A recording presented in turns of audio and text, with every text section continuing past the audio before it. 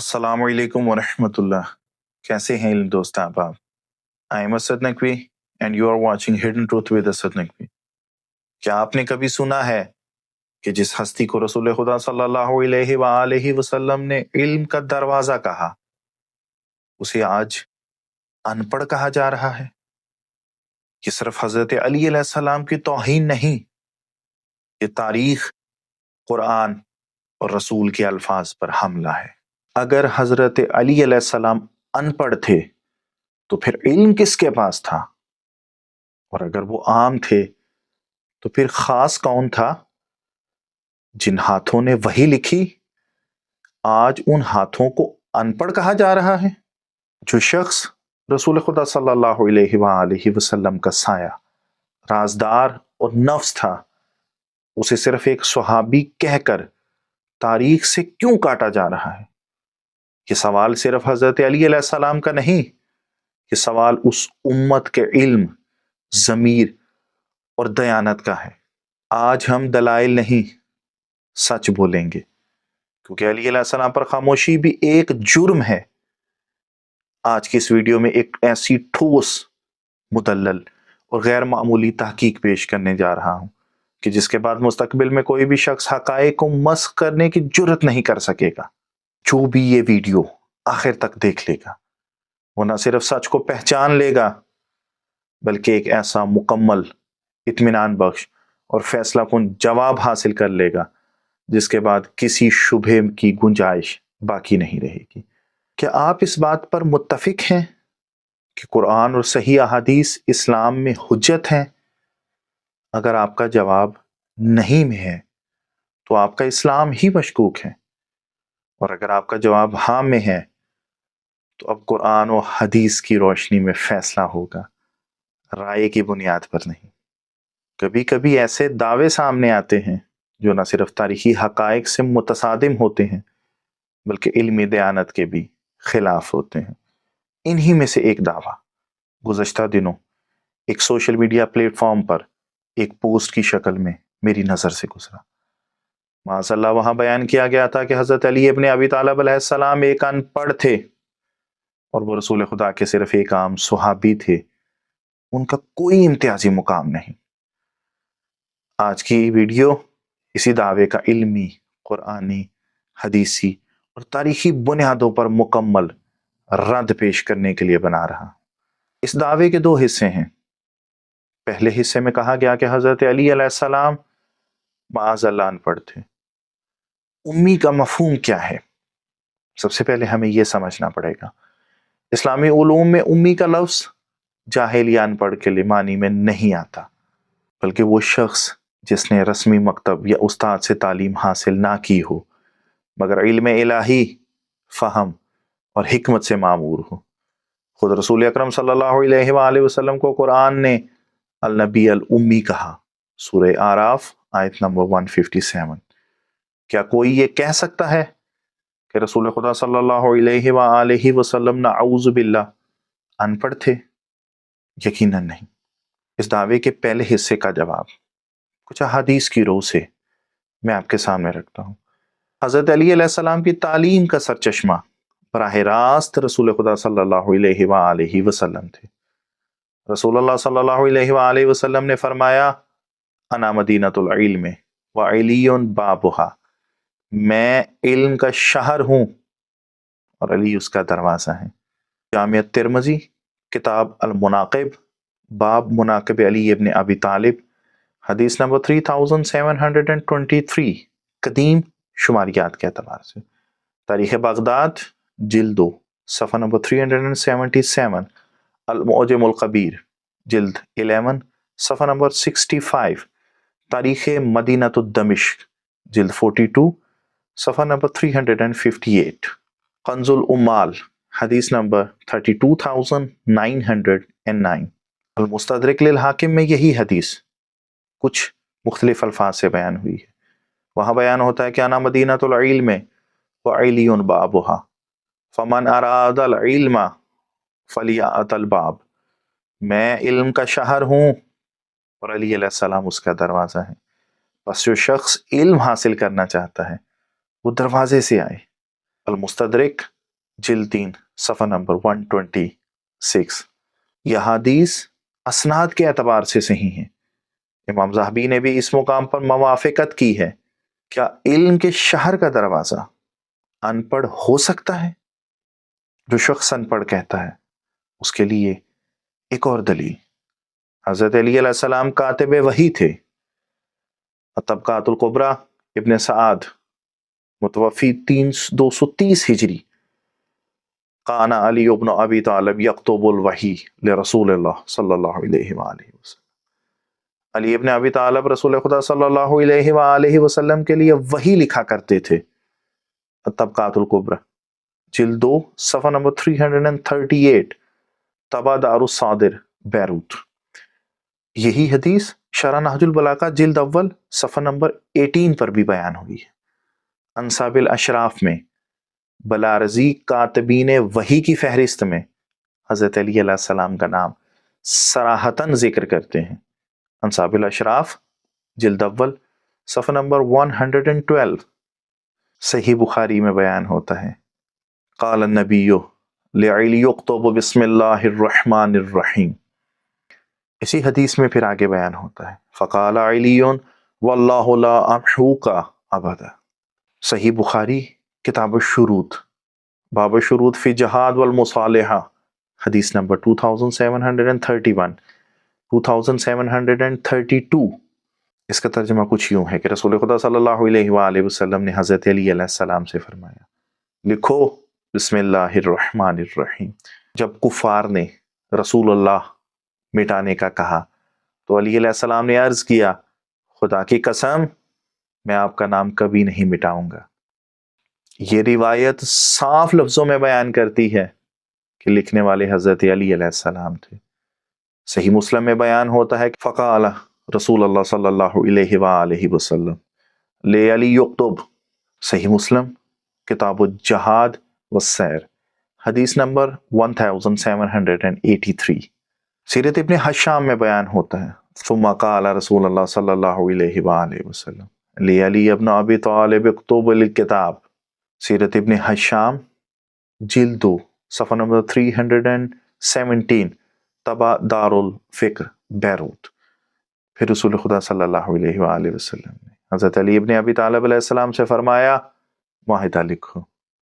تاریخ تبری میں بھی بیان ہوتا ہے، وقان القاتب علی ابن ابی طالب. تاریخ تبری جلد 2 صفحہ نمبر 628. اس معاہدے کو لکھنے والے حضرت علی ابن ابی طالب علیہ السلام تھے. البدایہ والنہایہ المعروف بتاریخ ابن کثیر میں بھی بیان ہوا ہے کہ صلح حدیبیہ کا معاہدہ حضرت علی ابن ابی طالب علیہ السلام نے لکھا. کتب الصلح علی ابن ابی طالب علیہ السلام. البدایہ والنہایہ جلد 4 صفحہ نمبر 161. صحیح بخاری، صحیح مسلم، ابن حشام، تبری اور ابن کثیر سب متفق ہیں کہ کاتب وحی اور صلح حدیبیہ کا معاہدہ حضرت علی علیہ السلام نے تحریر کیا. جو صلح حدیبیہ کے کاتب علی علیہ السلام کو ان پڑھ کہے وہ بخاری، مسلم اور پوری اسلامی تاریخ کو جھوٹا قرار دیتا ہے. جو شخص سرکاری معاہدے لکھے کیا وہ ان پڑھ ہو سکتا ہے؟ حضرت علی ابن ابی طالب علیہ السلام قرآن کے نزول کے ساتھ ساتھ اس کی تفسیر، شان نزول اور تعویل بھی جانتے تھے. نہج البلاغہ کے اندر حضرت علی ابن ابی طالب علیہ السلام فرماتے ہیں کہ مجھ سے قرآن کے بارے میں پوچھو، میں جانتا ہوں کون سی آیت کہاں اور کس کے بارے میں نازل ہوئی. یہ تمام امور کسی ان پڑھ شخص کے لیے ممکن نہیں. اس دعوے کا دوسرا حصہ کہ معاذ اللہ حضرت علی ابن ابی طالب علیہ السلام ایک عام صحابی تھے. صحابی ہونے میں تو سب برابر ہیں لیکن مقام میں نہیں. یہ بات درست ہے کہ حضرت علی علیہ السلام صحابی ہیں لیکن ہر صحابی کا مقام یکساں نہیں. قرآن خود درجات کی بات کرتا ہے. سورہ بقرہ آیت نمبر 253، اللہ نے بعض کو بعض پر فضیلت دی. یہاں حضرت علی علیہ السلام کی کچھ امتیازی فضیلتیں بیان کرتا ہوں. سب سے پہلے ایمان لانے والے مرد اسلام میں حضرت علی ابن ابی طالب علیہ السلام تھے. ابن اسحاق اسلامی تاریخ کا سب سے قدیم ماخذ، سیرہ ابن اسحاق، حضرت ابن اسحاق میں بیان ہوتا ہے کہ وَقَانَ أَوَّلَ مَنْ آمَنَ بِاللَّهِ وَرَسُولِهِ مِنَ الرِّجَالِ علی بن ابی طالب علیہ السلام.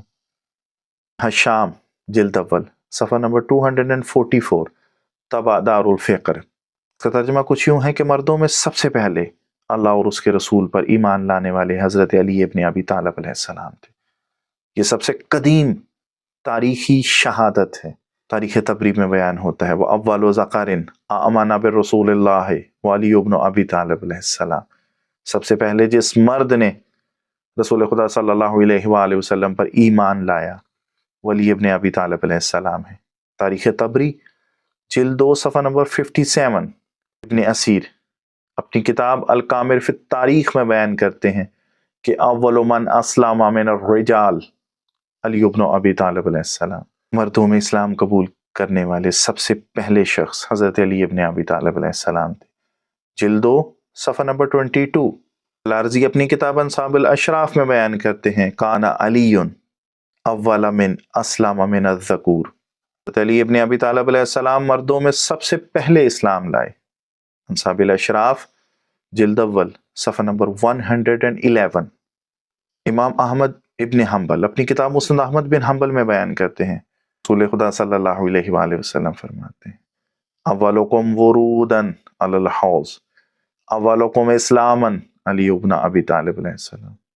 رسول خدا صلی اللہ علیہ وآلہ وسلم نے فرمایا تم میں سب سے پہلے حوض کوثر پر آنے والا وہ ہوگا جو سب سے پہلے اسلام لایا اور وہ ہیں علی ابن ابی طالب علیہ السلام. حاکم نیشاپوری اپنی کتاب مستدرک علی الصحیحین میں بیان کرتے ہیں ھذا حدیث صحیح علی شرط الشیخین. وہ بیان کرتے ہیں اپنی کتاب کے اندر المستدرک جلد 3 صفحہ نمبر 112 یہ حدیث بخاری و مسلم کی شرط پر صحیح ہے. حضرت علی ابن ابی طالب علیہ السلام کی دوسری امتیازی فضیلت سورہ آل عمران. ہم اپنے بیٹوں کو اپنی عورتوں کو اور اپنی جانوں کو لے آئیں. آیہ مبارکہ کی تفسیر میں تمام مفسرین اس بات پر اتفاق کرتے ہیں کہ اس آیہ مبارکہ میں انفسنا حضرت علی ابن ابی طالب علیہ السلام کے لیے استعمال ہوا. کیا کوئی عام صحابی نفس رسول ہو سکتا ہے؟ یہ تو تھی قرآن کی آیت. اب مباہلہ کے متعلق کچھ احادیث آپ کے سامنے بیان کرتا ہوں. صحیح مسلم کے اندر بیان ہوتا ہے کہ انصار سعد بن ابی وقاص قال منزلت هذه الآیات فقل تعالوا ندعو ابناءنا دعا رسول اللہ صلی اللہ علیہ وآلہ وسلم علیا وفاطمة وحسنا وحسین فقال اللہم ہؤلاء اہل بیتی. سعد بن ابی وقاص کہتے ہیں کہ جب آیہ مباہلہ نازل ہوئی تو رسول خدا صلی اللہ علیہ وآلہ وسلم نے علی ابن ابی طالب، فاطمہ الزہرا، حسن اور حسین علیہم السلام کو بلایا اور فرمایا اے اللہ یہ میری اہل بیت ہیں. صحیح مسلم کتاب فضائل الصحابہ باب فضائل علی ابن ابی طالب علیہ السلام حدیث نمبر 2404. یہ حدیث فیصلہ کن ہے، اس میں کسی اور صحابی کا نام نہیں. مسند احمد بن حنبل میں بیان ہوتا ہے کہ ان النبی خرج ومع علی وفاطمہ والحسن والحسین. مسند احمد بن حنبل جلد اول صفحہ نمبر 185 جس کا ترجمہ کچھ یوں ہے کہ نبی اکرم صلی اللہ علیہ وآلہ وسلم مباہلے کے لیے نکلے اور ان کے ساتھ علی، فاطمہ، حسن اور حسین علیہم السلام تھے. تفسیر ابن کثیر میں بیان ہوتا ہے وقد اجمع المفسرون ان النبی لم يدعو للمباہلہ الا هؤلاء الاربع. تمام مفسرین کا اجماع ہے کہ رسول خدا صلی اللہ علیہ وآلہ وسلم مباہلہ کے لیے انہی چاروں کو لے کر گئے.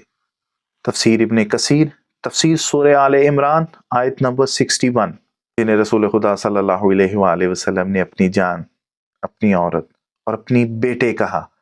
انہیں عام کہنا قرآن کے فیصلے کو چیلنج کرتا ہے.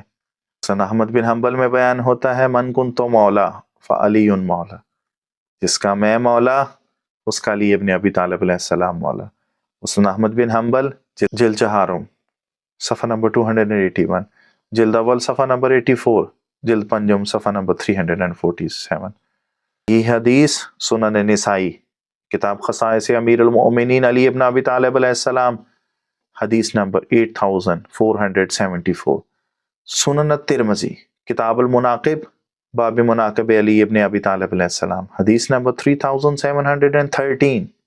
اس حدیث کے متعلق امام ترمذی فرماتے ہیں کہ ھذا حدیث حسن صحیح. اسے غدیر کو 30 سے زیادہ صحابہ اکرام اور 100 سے زیادہ تابعین نے روایت کیا. حضرت علی علیہ السلام کی ایک اور امتیازی خصوصیت، صحیح بخاری میں رسول اللہ صلی اللہ علیہ وآلہ وسلم فرماتے ہیں علی تم سب میں سب سے بہتر قاضی ہیں. آج کے موضوع میں اگر ہم علماء اہل سنت کا بیان شامل نہ کریں تو موضوع میں تشنگی رہ جائے گی. امام شافعی فرماتے ہیں کہ ما رأیت احدا افقہ من علی ابن ابی طالب علیہ السلام، یعنی علی ابن ابی طالب علیہ السلام سے زیادہ فقیہ کسی کو نہیں دیکھا. تذکرۃ الحفاظ تاریخ دمشق میں یہ بیان ہوتا ہے. یہ فقہ و علم برتری کا واضح اعتراف ہے. ایک اور جگہ امام شافعی بیان کرتے ہیں کہ اگر علی علیہ السلام کے فضائل بیان کروں تو لوگ غلو کا الزام لگائیں گے. امام احمد بن حنبل فضائل الصحابہ میں بیان کرتے ہیں کہ ما جاء لأحد من اصحاب رسول اللہ صلی اللہ علیہ وآلہ وسلم من الفضائل ما جاء لعلی ابن ابی طالب علیہ السلام. رسول خدا صلی اللہ علیہ وآلہ وسلم کے کسی صحابی کے بارے میں اتنی فضیلتیں وارد نہیں ہوئیں جتنی علی ابن ابی طالب علیہ السلام کے بارے میں ہوئی ہیں. ابن حجر اسقلانی بیان کرتے ہیں کہ علی علیہ السلام کے فضائل میں کثرت احادیث ان کے بلند مقام پر دلالت کرتے ہیں. امام نسائی کا عملی بیان، قول نہیں بلکہ عمل. انہوں نے خصائص امیر المومنین علی ابن ابی طالب علیہ السلام کے نام سے مستقل کتاب لکھی، خصائص علی ابن ابی طالب علیہ السلام. کسی اور صحابی پر ایسی مستقل کتاب نہیں لکھی گئی. ابن ابی الحدید بیان کرتے ہیں کہ علی علیہ السلام فضیلتوں کے امام ہیں، ہر فضیلت انہی سے جا کر ملتی ہے. شرح نہج البلاغہ جلد اول صفحہ نمبر 18. امام ذہبی اپنی کتاب سیر اعلام النبلاء میں بیان کرتے ہیں علی علیہ السلام بڑے علماء میں سے ہیں، عظیم شجاع صحابیوں میں سے اور اہل فضل و دین میں سے ہیں. قاضی ایاز رحمۃ اللہ علیہ لکھتے ہیں علماء کا اجماع ہے کہ علی علیہ السلام علم، فضیلت اور سبقت میں ممتاز ہیں. سیوطی لکھتے ہیں علی ابن ابی طالب من اکابر الاولیاء اللہ، علی ابن ابی طالب علیہ السلام اللہ کے عظیم اولیاء میں سے ہیں.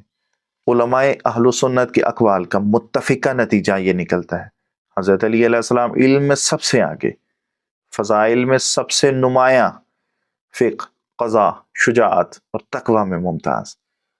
محض عام صحابی کہنا اہل سنت علماء کی صریح مخالفت ہے. علی علیہ السلام کو معمولی سمجھے وہ امام شافعی، احمد بن حنبل، ابن حجر اور نسائی سب کو جھٹلاتا ہے.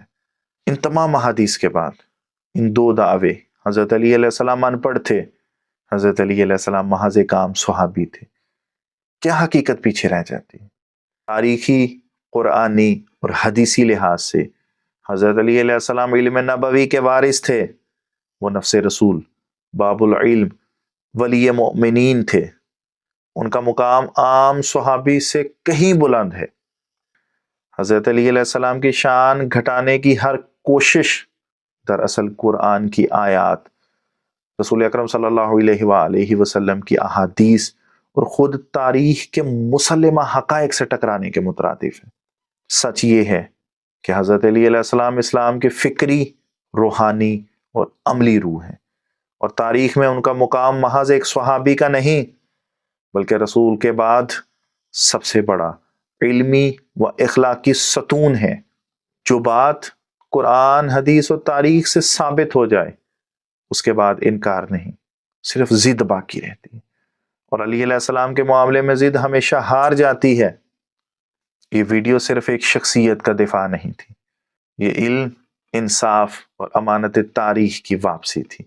جس دن یہ امانت لوٹ آئی اس دن جھوٹ خود دفن ہو جاتا ہے.